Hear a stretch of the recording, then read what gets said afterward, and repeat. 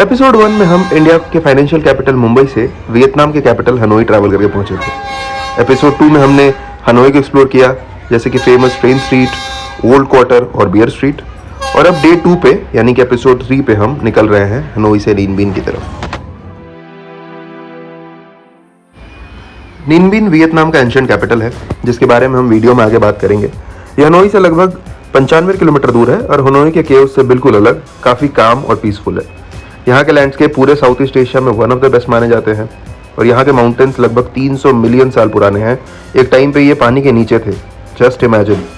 इस वीडियो में trekking, boating, caves exploration और फाइनली हनोई के ओल्ड क्वार्टर का वीकेंड मार्केट, सब कुछ है। जब तक ये नज़ारे हैं तब तक ये एक्टिविटी ठीक लग रहा है। और ये हम आ गए सरोजनी।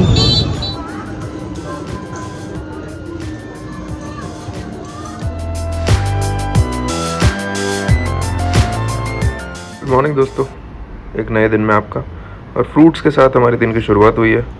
वाटरमेलन और नींबू दिया है इन लोगों ने खाने को ब्रेकफास्ट के पहले, और वहाँ पे चाय और कॉफ़ी रखा हुआ है। फ्रूट्स के बाद सैंडविच आके जो हमने कल रात को ऑर्डर किया था 9 बजे। ये सैंडविच वीगन है, फ्रूट्स दिखा के रखा मैंने। और ये सैंडविच एवोकाडो, और ऑब्वियसली यहाँ पे जो कि मैंने बताया आपको, टी, कॉफ़ी और लाइम वाटर जूस है। सॉसेस भी है वहाँ पे, तो केचप्स ले सकते हैं।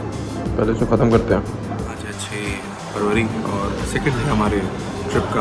आज हम निन बीन जाने वाले हैं सुबह सुबह, और सुबह 7:20 में हमारा पिकअप है ओल्ड क्वार्टर में। तो यहाँ से करीब 750 मीटर हमें चल के जाना है हमारे होटल से। और अभी हो रहे हैं 7, तो सुबह उठ गए थे 5:30 बजे, फिर नहाया धोया, फिर 6 पौने 7 बजे नीचे आए।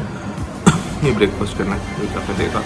चाय मैंने लिया है, और बेसिकली हम लोग इंडिया में जिसको लाल चाय बोलते हैं, बट यहाँ पे टी अभी भी मेरे को लगता है इंडिया बेस्ट है। मतलब मेरे को यहाँ तो उतना अच्छा नहीं लगता है। कुछ सुबह सुबह का वियतनाम, 7 बज रहे हैं, 21 डिग्री टेम्परेचर है। दुकानें लगना शुरू हो गई हैं, और हमारे जैसे इंडिया में साफ़ सफाई होती है वैसे यहाँ पे भी सुबह सुबह लोग कर रहे हैं।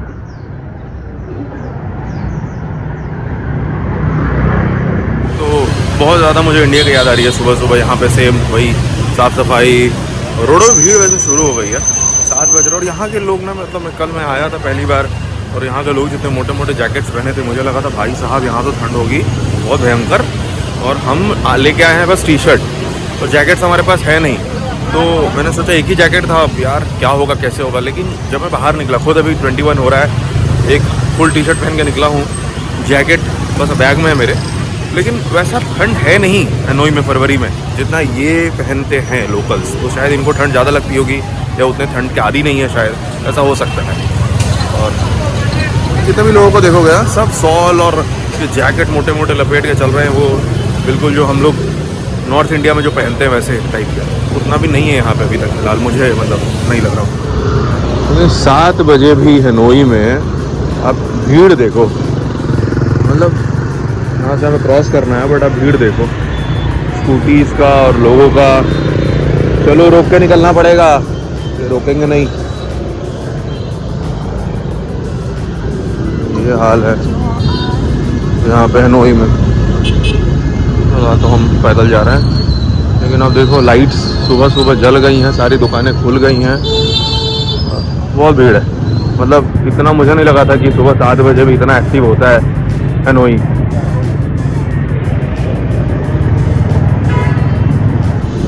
तो यहाँ हमारा पिकअप होने वाला है classy holiday hotel and spa. ये ओल्ड क्वार्टर के अंदर आ जाता है, तो हमारा थोड़ा 200-300 मीटर बाहर निकल के है, ये अंदर आ जाता है। तो यहीं पे हमारा आज का निन बीन का पिकअप होने वाला है। और ये देखिए सामने राजभोग इंडियन रेस्टोरेंट होटल। और यहाँ बहुत सारी गाड़ियाँ आ रही हैं, तो जितने भी टूर एंड ट्रैवल्स हैं रोज़ जो चलते हैं निन बीन और हेलोंग के लिए, यहाँ से बहुत सारी गाड़ियाँ यहाँ पे अभी लाइन में खड़ी थी, जो कि सुबह सुबह निकल रही हैं। सुबह सबका पिकअप इतने बजे ही होता है। इतना तो पता चल गया, Vietnam specially Hanoi is a early morning city. रात को 1-2 मार्केट छोड़ के मोस्टली 6:30-7 बजे तक बंद हो जाते हैं। वैसे चहल पहल रहता है नो डाउट, बट कुछ एरियाज़ में आपको ऐसे अंधेरा भी दिखेगा। और ये लोग सुबह बहुत जल्दी उठते हैं, मतलब आप देखो 6 बजे, मतलब कौन सी इंडिया की सिटी है मेरे को याद है कि इतना चहल पहल हो जाता है कि सारे लोग स्कूटी लेके निकल गए, रास्ते में ट्रैफिक हो रहा है। 6 बजे तो नहीं होता इंडिया में एटलीस्ट, बट यहाँ पे हो रहा है। तो हाँ, ये अर्ली मॉर्निंग सिटी है। मेरे को अभी आइडिया मिल रहा है ये चीज़। văn hóa đặc biệt lại mình lên sức sống, đó chính là chợ hoa Tết Hàng Lược mà còn là biểu tượng बिल्कुल, ये ना वियतनाम में हनोई में स्पेशली है ना, ये आकाशवाणी वाला थोड़ा है, आकाशवाणी का सीन। और सुबह सुबह ये पता नहीं न्यूज़ पढ़ती है क्या पढ़ती है, बट रात को भी मैंने कल देखा पोल्स पे ना से 2 चोंगे लगे और अनाउंसमेंट हो रहा है। तो ये बढ़िया, मतलब पहली बार मैं ऐसा देख रहा हूँ। मतलब इंडिया में तो आज तक कभी नहीं देखा ऐसा। हाँ, बस वहाँ पे कभी कुछ भजन वजन होता है तो चोंगा लगा देते हैं, बट यहाँ तो ऐसे नॉर्मल डेज में सुबह सुबह लगता है। और ये बहुत देर से पढ़े जा रही है, कुछ 1-2 मिनट चल रहा है। ये रेलवे स्टेशन बना रखा है और बढ़िया लग रहा है, वैसे सही सीन है। यहाँ के लोग टाइम पे बहुत पक्के हैं। 7:20 में हमारा पिकअप था और एग्जैक्टली ऑन टाइम हमारी ये लिम्जॉन डी कार 11 सीटर ट्रैवलर आ गई है और हम इसमें बोर्ड कर चुके हैं।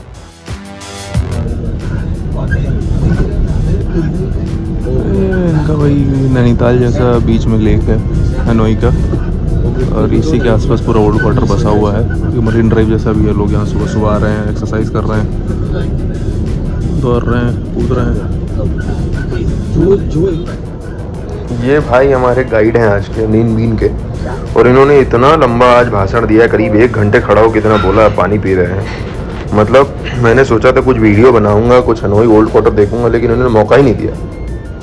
एक चीज़ जो पूरे वियतनाम मेरी ट्रिप में स्टैंड आउट की है वो है वियतनाम का रोड्स इंफ्रास्ट्रक्चर। यहाँ का बहुत शानदार है और मैं पूरे सीरीज़ में इसकी तारीफ करता रहूँगा आपसे।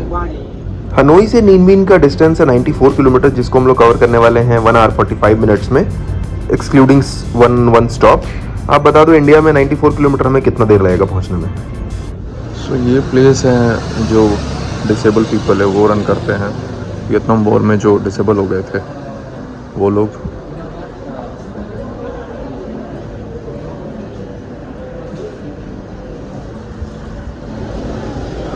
ये वो प्लेस था और हमने ये लिया 5,40,000 PND, मतलब 1,800 रुपये इंडियन। उस जगह पे ऑब्वियसली जो मतलब जो दिव्यांग लोग हैं उनके लिए सब कुछ था और उन्होंने बनाए रखा था सब कुछ। तो आप जो भी कुछ खरीदो उनके कंट्रीब्यूशन के लिए जा रहा है। तो कभी भी आप अगर निनबिन की तरफ आते हो तो वहाँ रुकेगा ही ऑब्वियसली गाड़ी।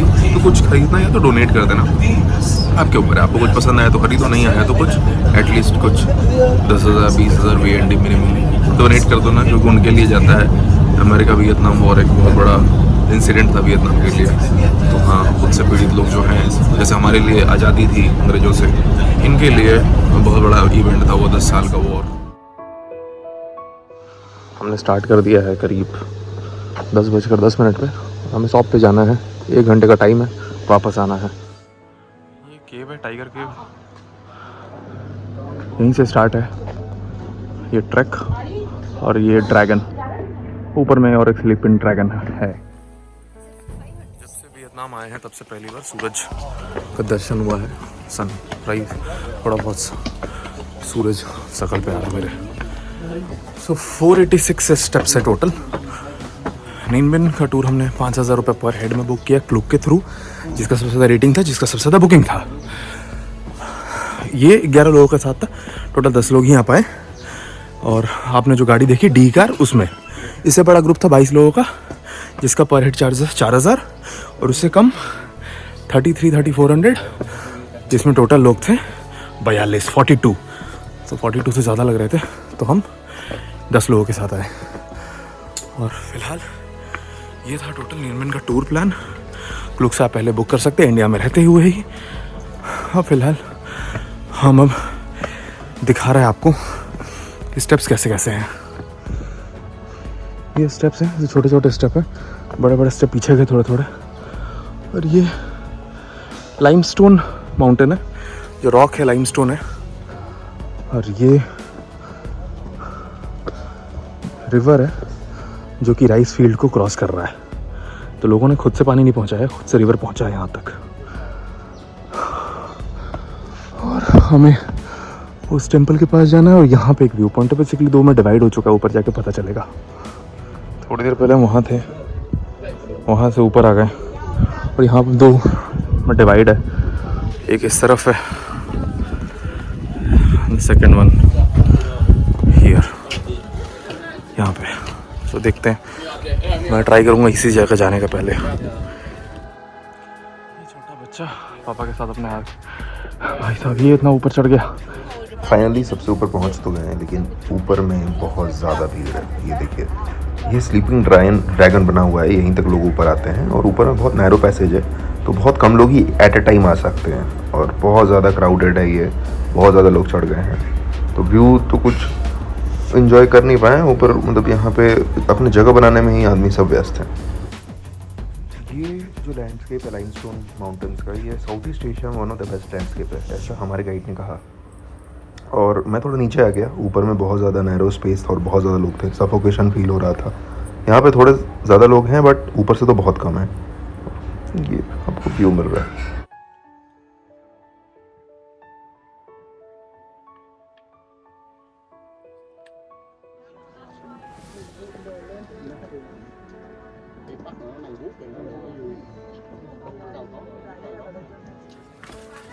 सबसे ऊपर जाना तो मुझे टाइम बर्बाद लगा, वहाँ पे गया, बहुत देर खड़ा भी रहा, वेट किया, लेकिन इतनी भीड़ थी कि सबसे ऊपर आप जा ही नहीं सकते। छोटी जगह है, नैरो पैसेज है, डेंजरस टीरेन है और लोग बहुत हैं, भीड़ बहुत है। तो अब धूप भी बहुत है, आज तो ह्यूमिड है, यहाँ पे धूप आई हुई है, गर्मी लग रही है। अब मैं दूसरी जगह यहाँ से बात किया था, मैं इस तरफ जा रहा हूँ, देखते हैं यहाँ पे कितने जल्दी पहुँचता हूँ।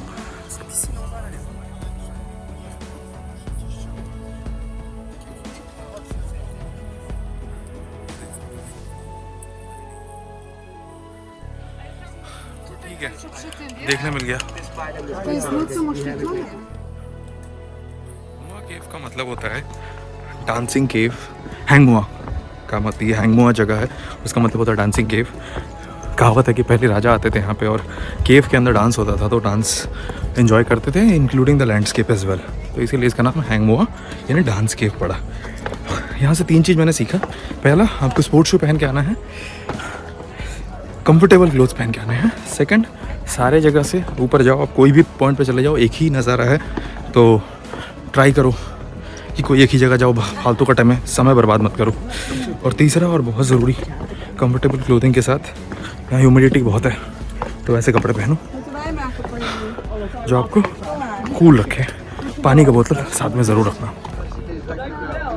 बकरी के साथ फ़ोटो लेते हुए, इंडिया में कितना नॉर्मल है, यहाँ पे लोग बकरी के साथ फ़ोटो ले रहे हैं। फ़िलहाल ये टीरियन अब नीचे जा रहे हैं और हमें पहुँचना है वहाँ पे। रास्ते में देखे एक भी जगह प्लास्टिक का कूड़ा नहीं फेंका गया है। क्यों? All because of civic sense. India में होता है ऐसा कोई जगह तो अभी आपको कुरकुरे का, चिप्स का पैकेट, पानी का बोतल, पान गुटखा मिल जाता। यहाँ ऐसा नहीं है, बहुत अच्छी चीज़ है ये। कल इंडिया में इतना हो चुका है कल्चर, इतना यहाँ पे रशियन और चाइनीज़ आपको बहुत ज़्यादा टूरिस्ट मिल जाएंगे वियतनाम में, और इजरायलीज़ भी, और वो सारे अपने लोकल लैंग्वेज बात कर रहे हैं, इंग्लिश में नहीं बात कर रहे हैं ऑब्वियसली। लेकिन इंडियंस को मैंने देखा है सारे जगह, जितने भी इंडियंस मुझे वियतनाम में मिले, वो चाहे अपर मिडिल क्लास के लोग हैं या क्या, बट कल्चर वेस्टर्नाइज इतना हो गया है कि सारे अपने में इंग्लिश में बात करते हैं। मतलब आप दूसरों को तो छोड़ दो, उनके साथ इंग्लिश में बात करनी है, आपस में इंग्लिश में बात करते हैं शायद।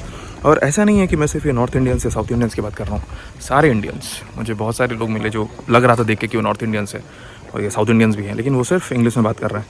तो शायद हम कहीं अपना कल्चर ऑब्वियसली छोड़ते जा रहे हैं और बाकी जो रीजन्स हैं वो अपना कल्चर बहुत इंटैक्ट करके रखी हुई है। ये समर में लोटस लेक बन जाता है, अभी तो मुरझाए हुए हैं लोटस सारे, और हम लोग अभी ऊपर थे। एंट्री इन का ये मुआ केव का फाउंटेन आपको मिल जाएंगे, में आर्टिफिशियल को बना रखा है, नेचुरली बहुत सुंदर है ये तो जगह।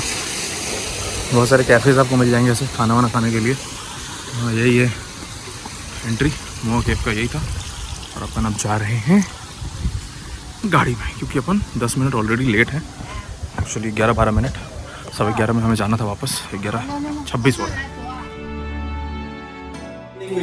राइस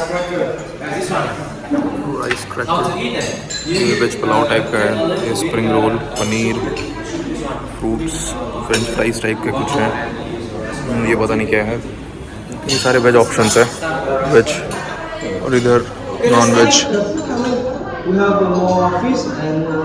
तो स्टार्ट करते हैं। यहाँ से 2 ऑप्शन है हमारे पास, एक 2 किलोमीटर का रास्ता है जो कि हम गाड़ी से भी जा सकते हैं और बाईसाइकिल से भी जा सकते हैं। तो हमने बाईसाइकिल चुना है, पूरे ग्रुप में एक्चुअली 10 लोगों ने। तो गोरे भी बाईसाइकिल चलाएंगे, हम भी बाईसाइकिल चलाएंगे, तो देखते हैं। और यहीं से ये हमारा खाने का जगह था और यहाँ से हम बाईसाइकिल चलाते हुए जाएंगे, देखते हैं कहाँ ले जा रहे हैं ये लोग। ये बाईसाइकिल हमें चलाने मिली है इस जगह पे, बढ़िया माहौल। साइकिल चलाइए, बताइए, यही पूरे जीवन किया मैं, साइकिल चलाया बैठ के अपने घर पे, और अब वियतनाम में आके साइकिल चलाने बोल रहे हैं। इसको एक्टिविटी में काउंट कर रहे हैं, बताइए। विदेश की यही लीला है, जो करवा दो वही बढ़िया है। जब तक ये नज़ारे हैं तब तक ये एक्टिविटी ठीक लग रहा है। अब यही बोलेंगे कि शहर में चलाओ तो हम बोलेंगे भाई एक काम करो, पैसा दो, वापस जाते हैं, है ना। ये निनमिन का वीडियो डिस्टेंसेस बिटवीन का देखा था, वो भी बहुत फेमस यूट्यूबर हैं और मैं उनका बहुत सारा वीडियो देखता हूँ कहीं भी ट्रिप करने से पहले। तो ये देखा था निनमिन, और देखिए मैं यहाँ पे हूँ तो खूबसूरत सी जगह यहाँ पे, और मेरे पीछे ये इस जगह का नाम हुआ लू है। ये वियतनाम की 10th सेंचुरी में कैपिटल हुआ करती थी, जब यहाँ डीन और ले डायनेस्टीज रूल करती थी। इस जगह को कैपिटल इसलिए बनाया गया था क्योंकि ये माउंटेन से घिरा हुआ है और इसे नेचुरल प्रोटेक्शन मिलता था एनिमीज से। ये एंट्री है ये एंशिएंट टेम्पल की। Đền thờ vua Đinh Tiên Hoàng, Temple worship the King Đinh Tiên Hoàng. Đinh Tiên Hoàng is title after he became the king. यहाँ के लोग की ये धारणा है कि किंग के रिस्पेक्ट में आप घुटने से नीचे कपड़े पहन के ही आओ, घुटने के ऊपर नहीं पहन सकते। तो जो लेडीज़ या जो जेंट्स घुटने के नीचे पैंट या पहने थे, उनको एक अलग से कपड़ा दिया गया बाहर, ताकि वो पहने और अंदर जाएं। क्योंकि नया साल आने वाला है तो राजा का जो गद्दी है, जो 1000 साल पहले राजा यूज़ करते थे और 8 लोग इसको उठाते थे, वो बाहर लाया जाता है जब तक न्यू ईयर नहीं बनता। तो ये उनका गद्दी है, और वहाँ पे जो है सीमेंट का बना हुआ चीज़, वहाँ पे जो भी ऑफरिंग लोग करते थे वो रखा जाता था। एग्जांपल, जो भी बाहर के लोग आ रहे हैं ख़रीदते जो भी चीज़, वो राजा को चढ़ाते थे। ये टेम्पल है और अंदर वीडियो बनाना मना था, तो राजा का एक स्टैचू रखा हुआ था और बहुत सारे फल फ्रूट रखे हुए थे, ऑरेंजेस, बियर, सब फ्रेश। यहाँ पे अगरबत्ती दिखाते हैं राजा के नाम पे। ये सामने से ये टेम्पल का परिसर। ये कुछ नया चीज़ मेरे को लगा, चल अच्छी बात है, अच्छे टाइम पे हम लोग आए। मौसम भी अच्छा हो रखा है। ये था निनमिन का मेन टेम्पल। ये पूरा टेम्पल था और टेम्पल का टूर था। ये बेसिकली हिस्ट्री ऑफ वियतनाम को बताता है, क्योंकि मैं ज़्यादा वीडियो नहीं बना पाया क्योंकि गाइड ही हमारे साथ थे और वही बता रहे थे। तो बेसिकली हुआ क्या, मतलब आप अगर ChatGPT पे भी डालो वियतनाम का हिस्ट्री तो बहुत पुराना है, 4000 साल पुराना इनका भी हिस्ट्री है। और जब एक्चुअली इनके हिस्ट्री में 1000 साल तक तो चाइनीज़ नहीं राज किया था। तो चाइनीज़ को जब डिफीट किया था जो राजा ने, ये करीब 900 या 1000 ईस्वी की बात है, AD, तब उनका ये मंदिर है जो पहले राजा थे। तो चाइनीज़ को जो उन्होंने डिफीट किया और उनके पहले बेटे जब उनकी इच्छा थी कि उनके पहले बेटे को राजा बनाया जाए, उनके बाद फिर उनके पहले बेटे को उनके दूसरे बेटे ने मार दिया क्योंकि उसको राजा बनना था, औरंगजेब की जैसे हमारे इंडिया में हुआ था। और तो राजा और राजा के बेटे, पहले बेटे की यहाँ पे पूजा होती है। उनकी वाइफ की इसलिए नहीं होती क्योंकि वाइफ ने क्योंकि दूसरा बेटा को भी मार दिया गया, तो उनकी वाइफ ने सेनापति को राजा बना दिया और उससे शादी कर ली, तो वाइफ की इज्जत नहीं होती इसीलिए। तो बेसिकली उनके रेस्पेक्ट में ये पहला टेम्पल बना है यहाँ। और ये निन बिन जो है, ये जगह हनोई से पहले वियतनाम का कैपिटल हुआ करता था, तो इसलिए ये बहुत महत्व रखता है। ये 968 AD से 2025 का हिस्ट्री आपको बताया गया है इसमें। 968 में पहले राजा बने थे और ये पूरा का पूरा ये ना 4 चरित्र बनाया गया है कि कैसे क्या हुआ था, वही मैंने आपको जो अभी बताया।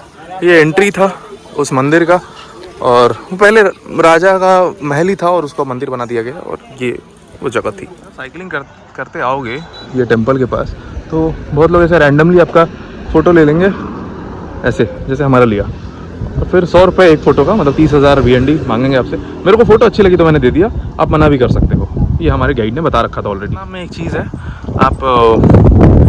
हम लोग क्या करते हैं इंडिया में, जो ये हम फिलहाल अभी राइट में जा रहे हैं, वो हम लेफ़्ट से जाते हैं और आते राइट से हैं। इनका अपोजिट है सीधा। मेरा फ्लो उधर जा रहा है लेफ्ट में, और मेरे को गाइड ने 2 बार टोक दिया, भाई राइट से चलो।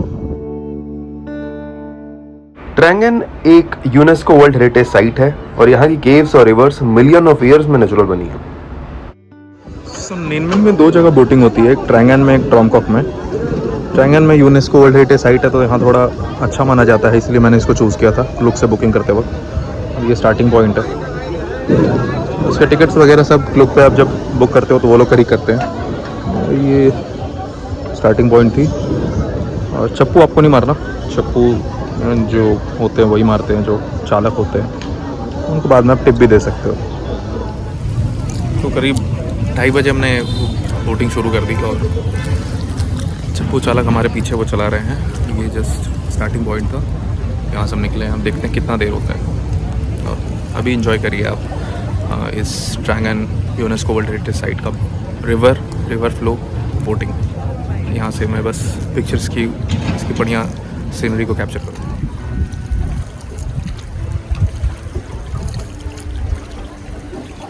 ये पूरा एरिया लाइमस्टोन कास्ट लैंडस्केप है जो कि एक टाइम पे समुद्र के नीचे हुआ करता था।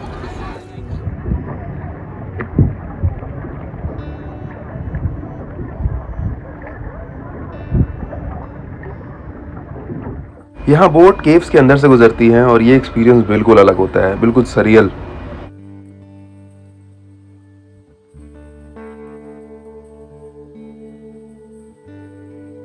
अच्छी है, वर्दी है। आप आते हो तो ज़रूर वियतनाम में ये करना बनता है। एक और इंटरेस्टिंग फैक्ट इस जगह के लिए, यहाँ पर किंग कॉन्ग मूवी की कुछ सीन्स की शूटिंग हुई थी। ये 250 मीटर लंबा है, बहुत लंबा है वैसे। तो मेहनत लग रही है जो चला रहे हैं, तो अगर उनको टिप ऑप्शनल होता है, आप दे सकते हो नहीं दे सकते हो, बट अगर आप सक्षम हो तो देना टिप, कि मेहनती है ये। घुमावदार रास्ते भी है, मैं आपको दिखा रहा हूँ कैसे घुमाते हैं आगे। तो यहाँ से टर्न लेके आगे जाना है।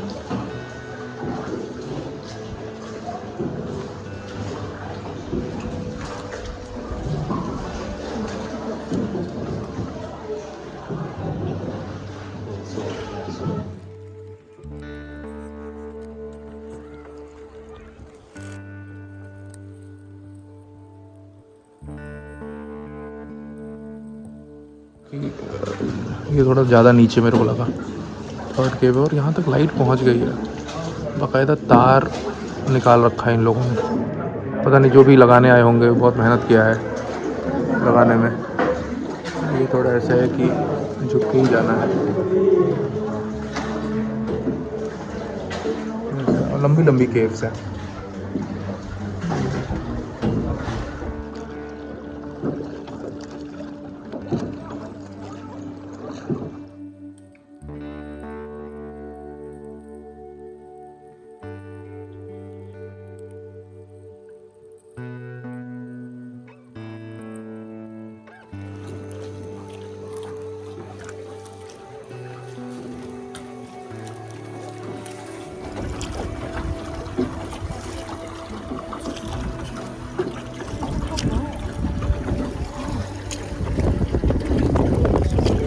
पूरा एक टूरिस्ट सेंटर बना रखा था। अभी मैंने देखा एक बोट सिर्फ साफ़ सफाई करने के लिए उतरी थी पानी में, और जितने भी पत्ते वत्ते हैं उसको उठा के जा रहे थे वो लोग। इतने सारे नाव आप देख सकते हो, लाइन से लगी है। ऐसा गाइड बता रहा था कि निन्बिन में जब पीक टूरिस्ट सीज़न होता है तो 20,000 से 30,000 लोग एक दिन के लिए आते हैं, एक दिन में आते हैं, तो आप समझ सकते हो। और उसको कैटर करने के लिए इतने सारे नाव। तो अभी वक्त हो रहा है 4:15 और ठीक 1 घंटे 45 मिनट में बोटिंग ख़त्म हुई। हाँ, अच्छा एक्सपीरियंस है, अच्छा लगा। और ये ऑब्वियसली इंक्लूडेड है सब, जो आप लोग को पैसा पे करोगे तो अच्छा था। तो मेरे पीछे सही लग रहा है काफ़ी। स्टारबक्स वियतनाम, इंडिया में तो ये टाटा के साथ अलायंस में है, बाहर और दूसरी जगह खुद स्टारबक्स एक ब्रांड है। एंड लेकिन अगर वियतनाम आप आते हो तो आप कॉफ़ी यहीं का लोकल पियो। स्टारबक्स का कॉफ़ी ट्राई मत करना, मतलब कर सकते हो बट वियतनाम का अपना कॉफ़ी बहुत फेमस है। तो करीब 6:45 पौने 7 बजे हमारा ट्रिप ख़त्म हो गया। हम उतर गए हनोई हैंगडाई के पास, जो माजी रेस्टोरेंट के पास में था। और अब हम लोग एक्सप्लोर कर रहे हैं लोकल मार्केट यहीं हनोई का। फिर खाना वाना खा के एक ही बार होटल जाएंगे। तो ये हमारा अभी का प्लान, शाम को एक्सप्लोर करते हैं हनोई और देखते हैं। अभी कल जो कुछ पसंद आया था वो सब दुकानें ढूंढने की कोशिश करते हैं, कुछ खरीदते हैं। और ये हम आ गए हैं सरोजनी, माफ़ करिएगा, हनोई ओल्ड स्ट्रीट। और कल यहाँ पे ऐसा कुछ नहीं था, बट न्यू ईयर क्योंकि आने वाला तैयारी हो रही है तो लोकल मार्केट बहुत सारे लगे हुए हैं, चकाचौंध है पूरा। अच्छा, मैं देख रहा हूँ यहाँ पे अंग्रेज़ जो है ना, उनको बहुत क्रेज़ी लग रहा है ये स्ट्रीट शॉपिंग और ये स्ट्रीट पे दुकानें। बहुत नॉर्मल है जबकि इंडिया में, बट हाँ उनके लिए नया है, सही बात है। हमारे बीच एक इंडियन भी आ गए। ऐसे दुकानें बहुत फेमस है वियतनाम में, हनोई में, छोटे छोटे स्टूल लगा के। तो इस मार्केट के एंड पे अमरूद खरीदा हमने 175 रुपये का, 50,000 VND। जैसा कि मैंने आपको लास्ट वीडियो में बताया था, वियतनाम में जूते बहुत सस्ते मिलते हैं। मास्टर कॉपी ऑब्वियसली, ओरिजिनल नहीं। आप कोई भी जूते का फ़ोटो दिखाओ, इनके पास होगा अच्छे से अच्छे ब्रांड वाला। मैंने खुद एक नाइकी एयर जॉर्डन का 43,000 का जूता 2000 में लिया, VND करीब 5 लाख। और करीब 6:45 बजे हम उतर गए थे बस से, और अभी 8-10 हो रहे हैं। मतलब 1.5 घंटे से हम चले जा रहे हैं। और ये जो आपको पीछे लाइन दिख रही है, हर एक स्ट्रीट खत्म होने के बाद ना ये लाइन वापस शुरू हो जा रही है मार्केट की। तो ऐसे रेडी पे लगा के दोनों साइड बेच रहे हैं, इस साइड भी और उस साइड भी, और अलग अलग तरह के कपड़े, जूते, सोविनियर बिक रहा है, और पूरे लाइन से बहुत दूर तक है ये। तो आप मतलब ये समझो कि अभी हनोई, अब पता नहीं ये वीकेंड की वजह से है कि न्यू ईयर आने वाला है हनोई में इसलिए है, बट क्रेजी लेवल पे ये मार्केटिंग, मतलब मार्केट लगा हुआ है। और अंग्रेज तो देख के बहुत पागल हो गए हैं, मतलब, और इंडियंस भी बहुत, मैं देखा बार्गेनिंग करवा रहे हैं और ख़रीद रहे हैं चीज़ें।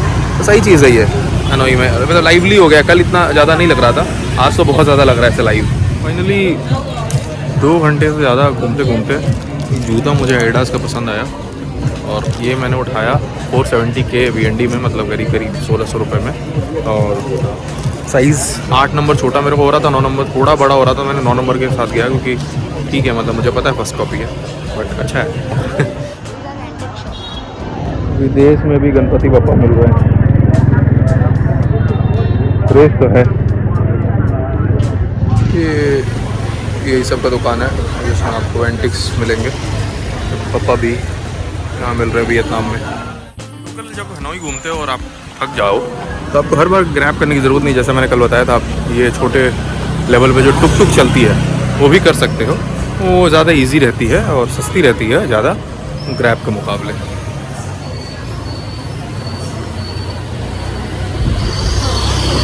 ये भूले लौटकर घर को आए। अब फाइनली रात के बज रहे हैं 9 और हम लोग राजभोग इंडियन रेस्टोरेंट आ गए हैं खाना खाने।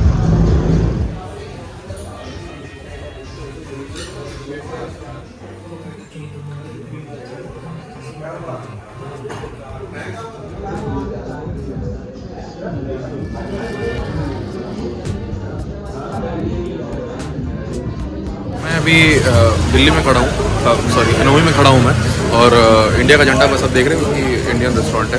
आज वो सुबह से जहाँ हमने पिकअप किया था नींद में जाने के लिए, वहीं पे 3,25,000 VND का बिल बना हमारा, जो कि करीब होता है वही 1100-1200 रुपये। इतने का हमने खाया। हाँ, माजी इंडियन रेस्टोरेंट से थोड़ा महंगा था, खाना का टेस्ट भी उससे थोड़ा ख़राब था, बट ऐसे में अच्छा ही था ओवरऑल। मतलब देखा जाए तो माजी इंडियन रेस्टोरेंट फिर भी अभी तक का टॉप है, तो उसको तो कोई बीट अभी नहीं कर रहा है बेटा फिलहाल। बट राजभोग का एक बात अच्छी है कि इसमें पधारो सा है, जो हमने देखा इंडिया का झंडा लगा दिया था, थोड़ा इमोशनल कर दिया है। तो इंडियंस भर भर के आ रहे हैं आज, तो मतलब वीकेंड और बहुत लोग आ रहे हैं यहाँ पे आज। ये पैर से शटलकॉक मारने का गेम मैंने वियतनाम में बहुत जगह देखा। ये लगता है लोकली बहुत फेमस गेम है। परफ्यूम्स, ये नॉर्मल कपड़े, ये मेन स्टोर्स होते हैं। मेन स्टोर में थोड़ा महंगा मिलता है, फुटपाथ पे आपको थोड़ा सस्ता मिलेगा, जैसे इंडिया में ऐसी वही सेम है। और रहते रहते हर दूसरे तीसरे दुकान आपको खाने या पीने का मिल जाएगा, या तो कैफ़ेज़ मिल जाएंगे। और ये सीन आपको पूरे वियतनाम में ज़्यादातर हनोई में मिलेगा। यहाँ पे लोग नीचे छोटे छोटे टेबल लगा के स्टूल पे खाना खाते हैं, और बिल्कुल लोकल वियतनामीज फूड, और पार्टी भी ऐसी करते हैं एंजॉय। और ज़्यादातर प्लास्टिक में बियर लेते हैं, जो कि मैंने आपको लास्ट एपिसोड में बताया था, यहाँ के लोकल बियर, और एंजॉय करते हैं। ये आपको मेजरली वियतनाम में मिलेगा, और ये मुझे बहुत फैसिनेटिंग लगा। तो अभी बज रहे हैं रात के 11:15। कल हमें वापस सुबह उठ के सेम आज रूटीन जैसे हमने फॉलो किया वैसे उठ के वापस जाना है वही जो अभी खाना खा के आए राजभोग, वहाँ से हमारा वापस से कल पिकअप है। कल हम जा रहे हैं हेलोंग बे डे 3 पे। डे 2 नीनबिन आज ख़त्म हुआ। बहुत बिजी स्केड्यूल चल रहा है। देखिए हम लोग वैसे ट्रैवलर हैं जो कम दिन के लिए आते हैं और कोशिश करते हैं सब कुछ घूम ले। हाँ, बहुत अलग घुमैया टाइप होते हैं जो आते हैं तो 1 हफ्ते 2 हफ्ते एक शहर में रहना पसंद करते हैं। ठीक है, दोनों अलग अलग अपनी जगह पे सही हैं। हमारे पास समय कम रहता है और हम चाहते हैं एज मैक्सिमम एज पॉसिबल हम दर्शन कर पाएँ उस जगह का, और स्पेशली अगर विदेश आए हैं तो पहली बार तो होगा ही। तो कल हेलोंग बे है और परसों हम शायद क्या निकलना ही है हमें वापस डनांग के लिए, और फिर वहाँ पे आगे की जर्नी रहेगी। तो मिलते हैं आपसे कल। इस वीडियो में बस इतना ही। होप सो आपको वीडियो पसंद आया हो। अगर पसंद आया हो तो लाइक करिएगा।